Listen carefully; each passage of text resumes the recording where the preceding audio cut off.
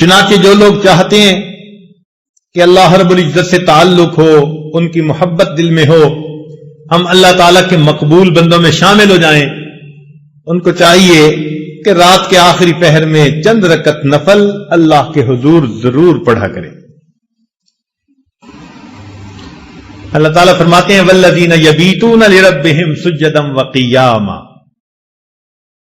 حدیث پاک میں آتا ہے افضل الصلاۃ بعد المکتوبۃ قیام اللیل، کہ 5 فرض نمازوں کے بعد سب سے افضل نماز تہجد کی نماز ہے۔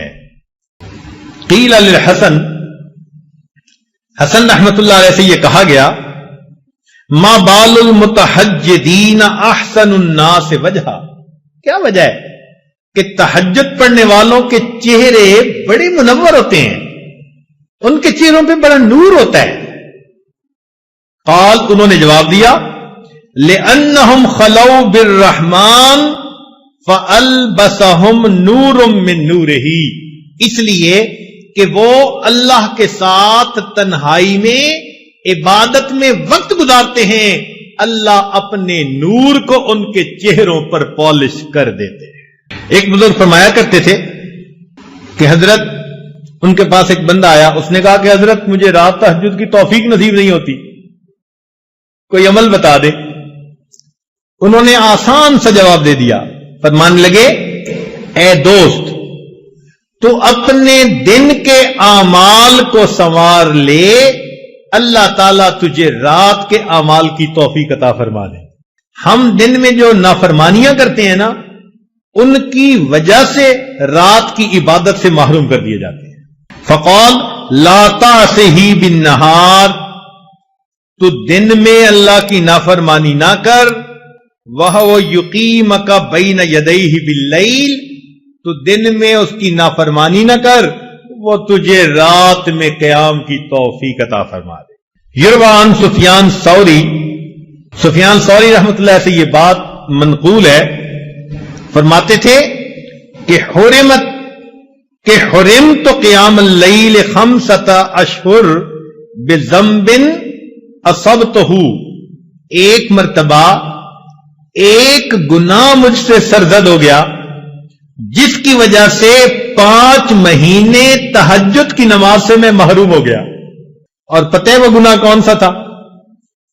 فرماتے ہیں گناہ یہ تھا کہ ایک نوجوان دعا مانگتے ہوئے رو رہا تھا، اور میں نے اس کی طرف دیکھ کر گمان کیا کہ یہ ریاکاری کر رہا ہے۔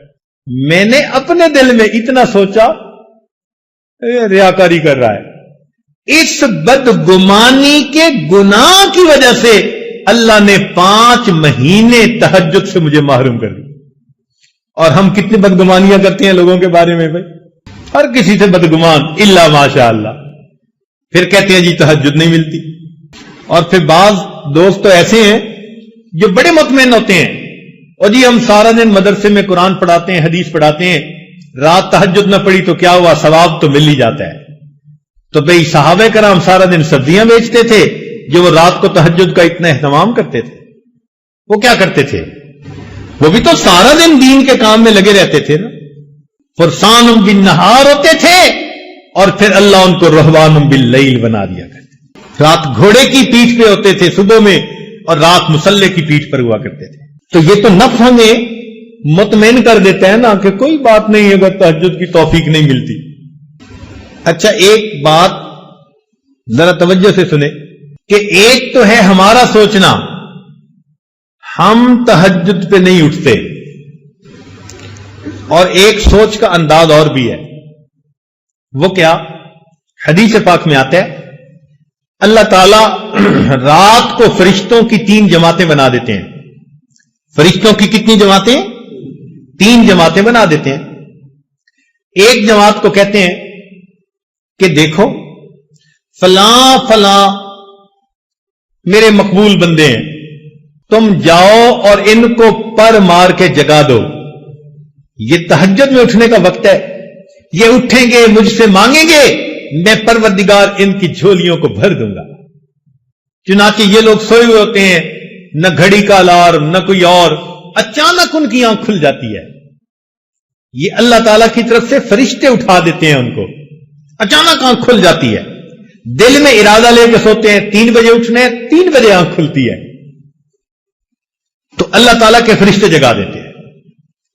اور پھر دوسرے گروپ کو اللہ فرماتے ہیں کہ جاؤ فلاں فلاں فلاں میرے ناپسندیدہ بندے ہیں, میں انہیں پسند نہیں کرتا, تم جاؤ اور ان کو تھپکی دے کے سلا دو. یہ میرے نیک مقبول بندوں کے اٹھنے کا وقت ہے اور میں نہیں چاہتا کہ اس موقع پر یہ مجھے اپنی شکل دکھائیں. رات کے 1 بجے تک جاگتے رہیں گے, 2 بجے تک جاگتے رہیں گے, جب تہجد کا وقت شروع ہو جائے گا نیند آ جائے گی. آپ شادی بیاہ پہ دیکھیں, لوگ پروگرام بناتے ہیں آج شادی کی رات ہے جی, ساری رات جاگیں گے. ساری رات نہیں جاگتے. جب تہجد کا وقت شروع ہوتا ہے سارا مجمع ہو جاتا ہے, گھر کی عورتیں سو جاتی ہیں, مرد سو جاتی ہیں, مہمان بچے سب سوئے پڑے ہوتے ہیں. وہ سوئے نہیں ہوتے, ان کو سلا دیا جاتا ہے. تو یوں بھی تو ہم سوچ سکتے ہیں نا کہ ہم تہجد نہیں پڑھتے, نہیں نہیں نہیں, شاید ہم سے کوئی ایسا گناہ ہوتا ہے اللہ تعالیٰ اس برکت والے وقت میں ہماری شکل دیکھنا پسند ہی نہیں کرتا. تو یہ اسباب ہیں دل کو زندہ کرنے کے.